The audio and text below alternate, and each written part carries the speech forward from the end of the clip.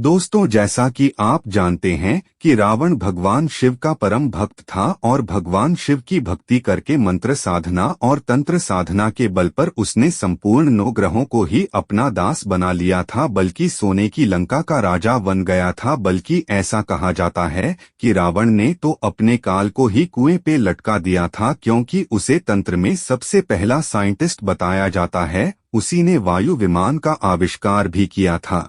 लेकिन आपको यह भी बता दें कि रावण को तांत्रिक रावण कहा जाता है, जो कि तंत्र में विख्यात था और पल भर में ही जो चाहे कर सकता था। उसे माया पर विजय प्राप्त थी। यही कारण था कि वह हमेशा हंसता रहता था और उसके 10 सर थे। इसी के कारण वो सामने वाले व्यक्ति को अपनी 10 सिरों के माध्यम से ऐसी माया रचता था कि सामने वाले की 10 दिशाएं ही ब्लॉक कर देता था।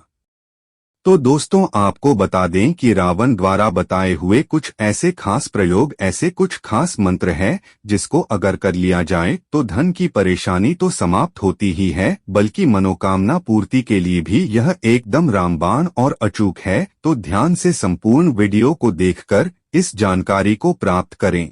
लेकिन उससे पहले वीडियो को लाइक करें, भगवान शिव को नमस्कार करें, कमेंट बॉक्स में हर हर महादेव लिख दे।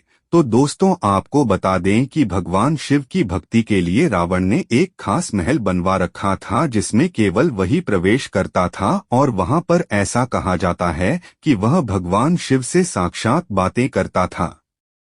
आपको यह जानकर भी हैरानी होगी कि रावण एक लेखक भी था, एक ज्योतिष आचार्य भी था, एक ब्राह्मण भी था, पंडित भी था, तांत्रिक भी था और एक बहुत बड़ा संगीतकार भी। रावण को कहा जाता है, यानी कि वीणा बजाने का वह इतना शौकीन था कि पूरे दिन ही वह वीणा बजाता रहता था। जब भी उसे खाली समय मिलता था तो केवल वीणा बजाते हुए अपने खाली समय को व्यतीत वह करता था। और यह भी कहा जाता है कि जब भी वह वीणा बजाता था तो संपूर्ण देवी देवता उसकी वीणा के स्वर में इतने मोहित हो जाते थे कि भगवान शिव तो स्वयं आकर वहीं पर तांडव करने लग जाते थे। तो यही कारण है कि उसके बताए हुए जितने भी प्रयोग होते हैं वे बड़े ज्यादा तीव्र होते हैं, खास होते हैं, क्योंकि वो संपूर्ण चीजों में जानकारी रखता था। तो दोस्तों, आपको बता दें कि अगर आपकी कोई खास मनोकामना है या आप चाहते हैं धन प्राप्ति के अवसर आपको प्राप्त हो, धन की सभी ब्लॉकेज आपके जीवन से हट जाए, तो आपको 2 अलग अलग क्रियाएं करनी हैं।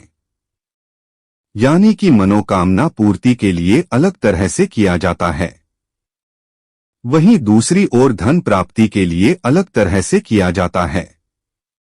पहले मनोकामना पूर्ति के लिए आपको केवल इतना करना है कि आपकी एक मुट्ठी में जितने चावल आते हैं, इस बात का आपको ध्यान रखना है कि जो चावल जिस पर कवर लगा हुआ होता है वो ही चावलों का केवल इस्तेमाल आपको करना है।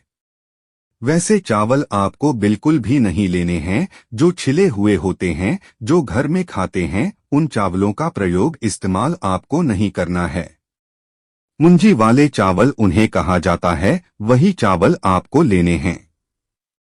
रोज मात्र एक मुट्ठी में जितने चावल आपके आते हैं अपने घर से मुट्ठी भर कर लेकर जाना है और इस मुट्ठी को मंदिर में जाकर भगवान शिव के शिवलिंग पर ही खोले और यह केवल ब्रह्म मुहूर्त में ही किया जाता है।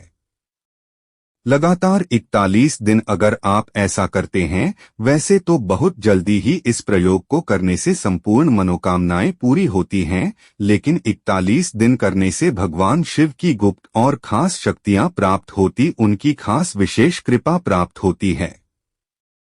यह भी बता दें कि यही एक खास क्रिया है कि आपको अपने घर से मुट्ठी भर के चावल लेकर जाने हैं।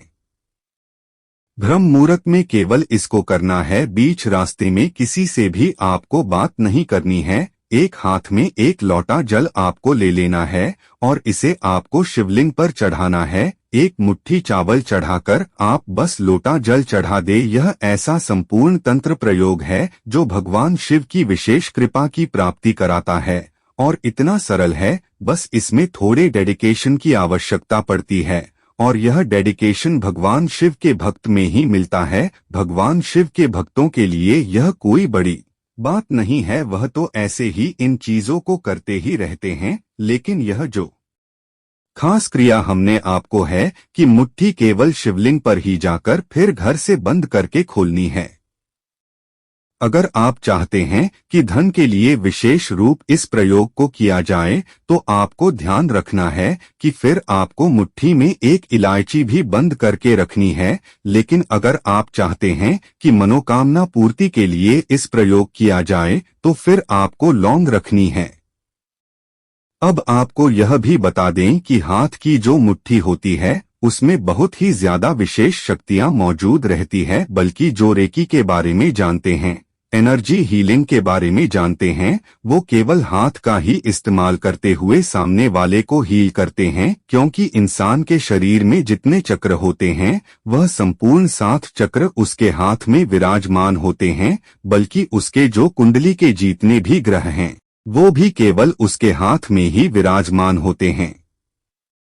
तो आप यह समझ लें, इसीलिए ऐसा कहा भी जाता है कि सुबह उठते ही आपको अपने हाथों को देखना चाहिए। क्योंकि हाथों के दर्शन करने से संपूर्ण देवी देवताओं के दर्शन आपने कर लिए हैं।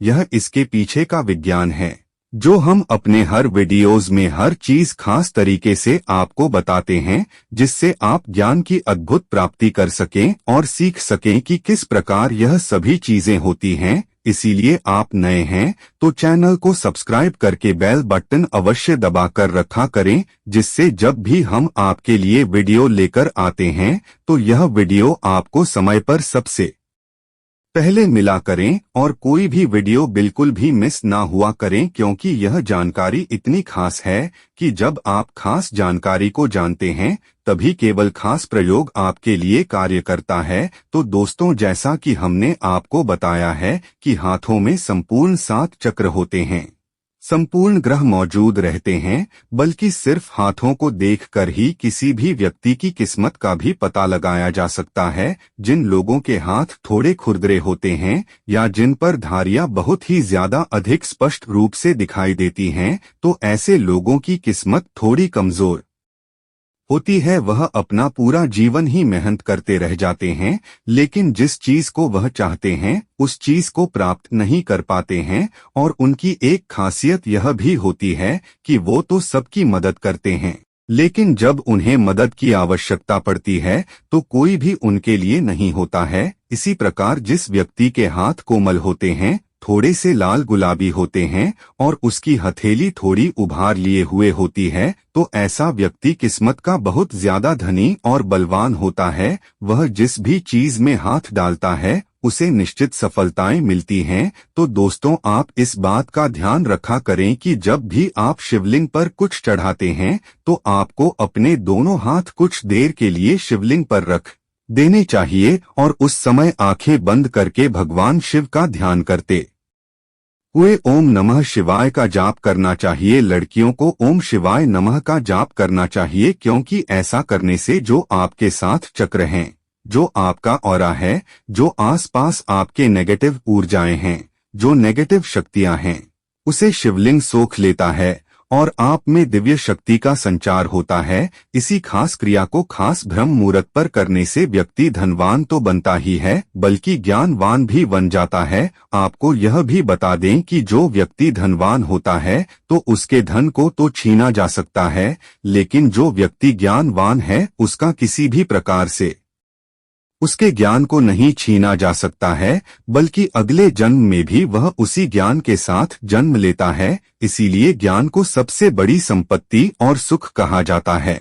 इसके बल पर इंसान कुछ भी प्राप्त कर सकता है और ब्रह्म मुहूर्त में रावण रोज इसी क्रिया को करके ज्ञानवान बन गया था। आपको यह भी बता दें कि जो ब्रह्म मुहूर्त का समय होता है उस समय पृथ्वी और ब्रह्मांड का कुछ खास कनेक्शन होता है, जिसमें शक्ति का संचार होता है। यानी कि इस प्रकार से कहा जा सकता है कि स्वयं पृथ्वी और पृथ्वी की जितनी भी चीजें हैं वह ब्रह्म मुहूर्त में ही ब्रह्मांड से शक्तियों को प्राप्त करती हैं। तो अगर शिवलिंग पर ही हाथ रखकर इस प्रकार ब्रह्मांड की शक्तियों को ग्रहण किया जाए और रोज किया जाए तो फिर ऐसी कोई भी मनोकामना उस व्यक्ति के लिए नहीं होती है जो उसकी पूरी ना हो। यह इतनी ज्यादा खास क्रिया है कि जिस प्रकार हमने आपको बताया है उसी प्रकार केवल आप करते हैं तो निश्चित ही अगले दिन से इसके प्रभाव को देखेंगे। सबसे पहला प्रभाव तो इसका आपको यह मिलेगा कि जिस दिन आप इस प्रयोग को करेंगे, इस क्रिया को करना शुरू करेंगे,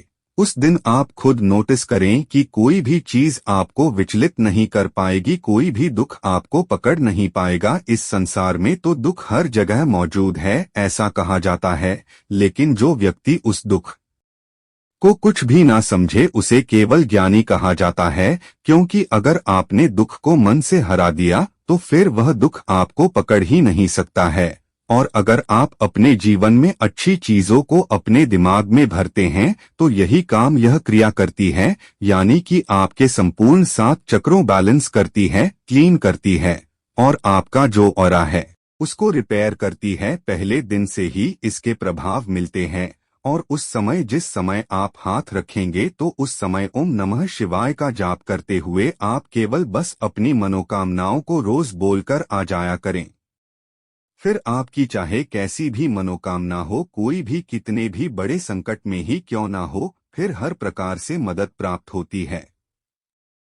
यह भी बात आप ध्यान रखें कि इस संसार में जितने भी गण हैं, जितने भी देवी देवता हैं, वह केवल भगवान शिव के ही भक्त हैं। और जो सिर्फ भगवान शिव की पूजा करता है, भक्ति करता है, तो ऐसे व्यक्ति के सभी गण सहायता करते हैं, मित्र सहायता करते हैं, कुल देवता जितने भी तांत्रिक शक्तियां हैं उसकी सहायता करती हैं। और ओम नमः शिवाय को तो महामंत्र कहा जाता है, लेकिन काफी लोगों को इसकी क्रियाओं को पता नहीं होता है, इसीलिए काफी लोग इसका लाभ नहीं उठा पाते हैं। तो शिवलिंग पर ब्रह्मा मुहूर्त में ऐसे हाथ रखते हुए ध्यान करते हुए ओम नमः शिवाय का जाप करने से आप खुद ही इस चमत्कार को देखेंगे कि आपको ऐसा अद्भुत प्रतीत होगा कि कुछ ना कुछ शक्ति आपको निश्चित ही प्राप्त हो रही है।